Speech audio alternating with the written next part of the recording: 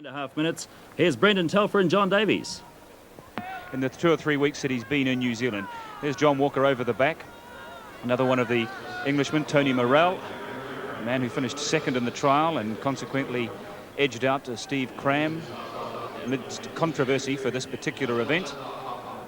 27-year-old from Wolverhampton. There he is, John Walker. Now, John Davies and I were just talking amongst ourselves a few minutes ago, and we cannot recall an instance in the history of track and field where a man of 38 years of age has contested a track final at a major international championship meeting like this, the Commonwealth Games or Olympic Games. We can think of one or two of his age that have contested marathons but never on the track, and I think that says it all for John Walker. It certainly does. He's been a wonderful runner for New Zealand, and this is possibly the last time we'll see him running at this level for New Zealand. Indoor star from England. His aim was to make the final of this event. He knows that at 38 years of age he can't realistically expect to match these speedsters, particularly the young Kenyan Wilfred Kirochi, who has a time of 3:32 in 1989, and alongside Walker to his left we can see the man who won the bronze medal in the 5,000, and here's the bronze medalist in this event from 1986, Dave Campbell, a best time of 3:38. A representative at the 82 and 86 Commonwealth Games for Australia, Pat Scammell. Sixth in this event in Edinburgh 4 years ago with a best time of 3:34, Pat Scammell. In four, the Olympic silver medalist and Commonwealth bronze medalist for England, Peter Elliott. The 27-year-old from the north of England, Peter Elliott, very much, I guess, the crowd's favourite here after the New Zealanders. A brilliant bronze medalist in the 5,000 metres only 2 days ago, representing Wales, Ian Hamer. And he's no slug over 1,500 metres with a best time of 3:38, Ian Hamer from Wales. In six, the former World 1 mile record holder, the Olympic champion in 1976, and the man who's had the greatest sustained career in athletic history, John Walker of New Zealand.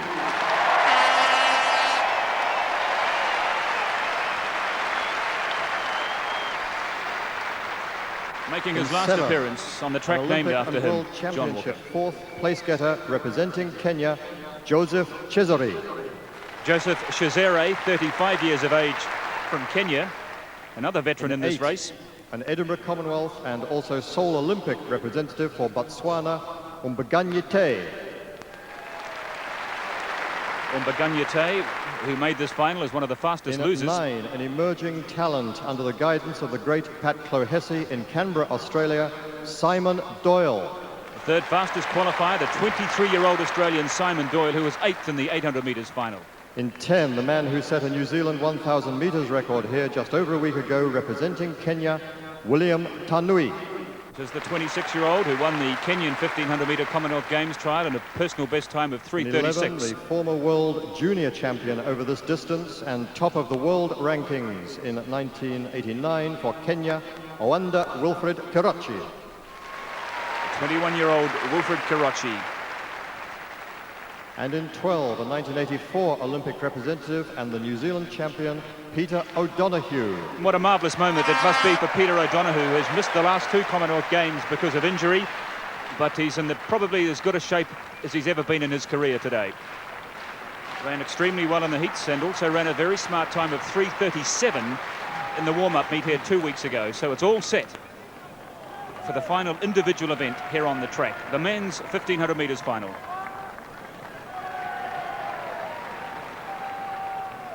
On your marks.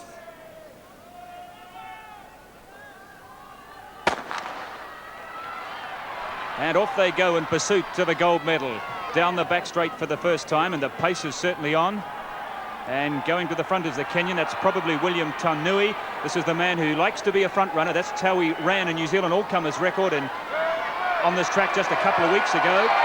There he is, yes, number 561, the 26-year-old Kenyan. He got mixed up in the middle of the track yesterday in the heats and was very lucky to qualify for this race. But he's been told today, go out there and run your own race and run off the front. And Peter Elliott tracking him around, just a little gap between him and Tanui, and Wilfred Kirochi right up there also. So Kenyans 1 and 3, England at 2 and 4. And where is Peter O'Donoghue? Well towards the back at the moment. Past the start-finish line, and number 562, Joseph Chizere, trying to hang on to that fast early pace set by his compatriot Tanui. Elliott there in second place, and tracking Elliott all the way is the smallest figure in the field, Wilfred Kirochi. He's easy to spot. So that's a quick time, 55.6. So the New Zealanders, Walker and O'Donoghue at the back of the bunch. Now O'Donoghue needs a quick time if he wants to get amongst the medals, because he's not really a good 800-metre runner. And at the back of the field is Dave Campbell, the man who won the bronze medal 4 years ago. It's still Tainui. Elliott staying with him. Kirochi down on the inside. Morrell in 4th place. Then the 2 Australians, Doyle and Scammell. And behind them you can see John Walker and Peter O'Donoghue. And hello, someone's gone down. Walker's gone down. What a tragedy. Pat Scammell and John Walker down, and Peter O'Donoghue had to step right inside the track. What a tragedy for John Walker. He's picked himself up, as has Scammell. He's determined, I'm sure, to finish this race. Across the start-finish line he goes with 800 metres to go. A badly shaken John Walker, giving the leading bunch now the best part of 40 metres. Just have a look at it again. A tangle of feet, obviously. The pace was on. Walker goes down. Scammell was the guy that fell the heaviest. And you see O'Donoghue hurdling and jumping into the middle of the track. 60.24, 156 through the 800. Still a quick time. 600 metres of the race to go. The 3 Kenyans are there. Peter O'Donoghue trying to hang on to the end of that bunch. And John Walker and Pat Scammell back 40 metres behind the leading runners. It's still William Tainui, the 26-year-old Kenyan. This is where they got into trouble on the last lap. These men stayed clear into the home straight for the second to last time, and Elliott looking very relaxed. Tainui, Kirochi's down on the inside, and Morrell, the Englishman, as well. He's there. Now you can see that Kirochi was in a bad place when Elliott went for the lead. The bell lap, 400 metres to go. Peter Elliott taking the lead. He likes to go on the pace and make it hard at the end. He'll wind it up gradually. So Elliott's taken over from Tainui. Kirochi in 3rd place, Doyle in 4th place, then Morrell, and then in 6th place at the moment is Peter O'Donoghue. Kirochi makes his mark at the 300-metre mark, slips past his compatriot. He's right on the shoulder of Elliott. As we expected, it's down to Elliott and Kirochi, 200 metres to go.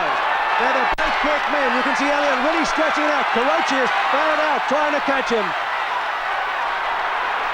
O'Donoghue coming around the outside for a 3rd. It's a great great race going on for the bronze medal, but it's down to Elliott and Kirochi, and I don't think the Kenyans got any answer to Peter Elliott. He's too good. Just look at this time. 3:33.40. Peter Elliott gets the gold medal, and O'Donoghue 3rd. What a fantastic race. There's no more popular winner at this Commonwealth Games at Mount Smart than Peter Elliott. But the crowd still in a high state of applause for John Walker, who's gallantly coming down and crossing the finish line now. Sad way to finish his career.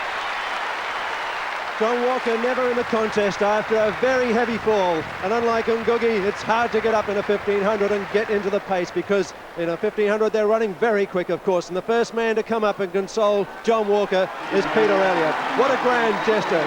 Peter Elliott, when you ask him about John Walker, he eulogises this man. He says John Walker is one of the reasons that English 1500-metre running is so good. When he comes to Europe and runs, we look at John Walker and we want to beat him. And so we don't necessarily look at beating Seb Coe or Steve Ovett. The first man the young English people want to beat is John Walker.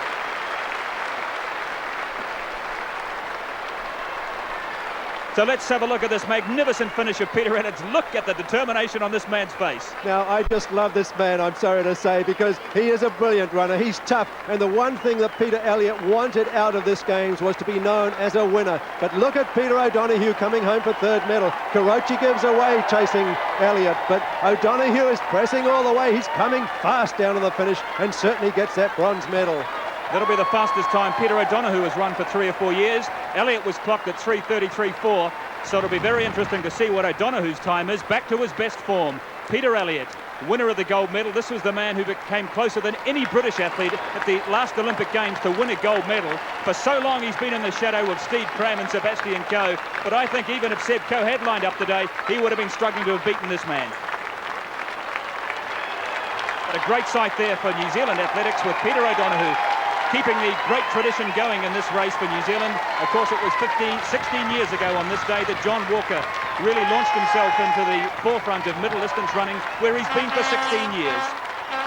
So look at the determination on Elliott's face. Look at Kirochi. He really worked hard around that bend. But Elliott, he builds up the pace, and when he gets to the straight, he holds a little bit and he kicks. He's worked an awful lot on weights to maintain a good form. And look, he doesn't falter at all with his arms or his stride. His face gives it all away. It really hurt Peter Elliott, but he can be satisfied today. He's a champion. That's what he wanted. Gold medalist, England's #1, and one of the greatest runners in the world over 1,500 metres. Peter Elliott getting the applause from the crowd. And this is the new breed, Peter Elliott. And John Walker in 1974 got great applause for his silver medal then, chasing Filbert Bay. And that was when we first noticed John Walker. Is this now the time that Peter Elliott comes of age in the 1,500 metres? Well, I don't think there is a dry eye in the house at the moment. Who needs a closing ceremony after this? What a wonderful way for the curtain to come down here on the track and field program. We've still, of course, got the relays left, but this is the race the crowd came to see today. It had everything, drama, and I guess some tragedy there as well for John Walker. But it's really a very emotional crowd of 35,000 people here. They'll never forget this race. A world-class time, 3:33. It's not the fastest 1,500 metres Peter Elliott has won, but I'm sure it's the race he'll remember most. And this was earlier on in the race where the fall occurred, and you can see Pat Scummel fell terribly hard. He's tripped on somebody and took almost the whole field down. And O'Donoghue very lucky to escape from that fall. And full marks to Peter O'Donoghue, who overcame that problem in the middle of the race. He had to employ some fairly basic hurdling technique to stay on his feet. He did so, and he stayed on and finished superbly to take the bronze medal. He talks with Rod Dixon now. John, it's tragic. We just feel a big lump in our throats. Can you tell us what happened? I ran up the back of Pat Scummel. He just stopped running, and I hit the back of his heels. Then he went down, I just went straight over the top of him. And I mean, this is nothing new for Scummel, because I mean, he decks everybody in Europe as well. And last year he took about 5 fields out. And I mean, it's just a pity that I've got to go out this way. I mean, I was feeling very good today. I thought I'd run a great race. May not have been a medal race, but it would have been a great race. Yeah, well, and I would have liked to have been there at the line anyway, at least, instead of doing what happened today. It's just so damn disappointing. John, where do we go from now? Well, this was my last race for New Zealand. A beautiful sporting crowd. I hung in here to 38 years of age, to 1990. I'm glad I've done it, because it's been a great spectacle. All the athletes that have come here, they've prepared very well. I think New Zealanders should be very proud of the New Zealand athletes. They've gone really, really well. It's just a pity for me that it's gone like this, but I've had a great career. It's been a great, great career for me, and I can't wish for anything more. John, we all felt for you out there, and I know it's just going to take time for it to heal. Thanks very much. Thank you. Thank you, John. As Brennan would suggest, not a dry eye in the house. A tragic way for the great career of John Walker to finish. But let's not forget the effort of Peter O'Donoghue, a young man who 8 years ago, before the Brisbane Games, was being talked about as the next John Walker. He had dreadful injury problems, never really fulfilled his potential during the 1980s. He finally has become injury-free and has run one of the fastest times of his career to pick up a meritorious bronze medal. And that is New Zealand's best result in this race now for some years, surely. Comfortable at that stage? I felt very comfortable. I was pleased with how the race went, because it was if the Kenyan had sort of been told to go and pacemaker. And I think I was thought going into the race that they're either going to have to play it one way, try and make a long run from home and try and run the sting out of me, or leave it slow and hopefully outkick me. But really, the tactic they used was the wrong one, because I felt so easy and I kept sort of nudging Tanay on the shoulder. And I decided to take it on with 400 metres to go. I was a little bit dubious with the wind on the back straight, so I didn't quite push it all the way down the back straight, but I knew that coming off the bend they would probably be there in force, and I was just a strong athlete on the day. 3:33.4, you happy with that? Very happy. I didn't realise it was that quick, so yeah, I'm very happy, because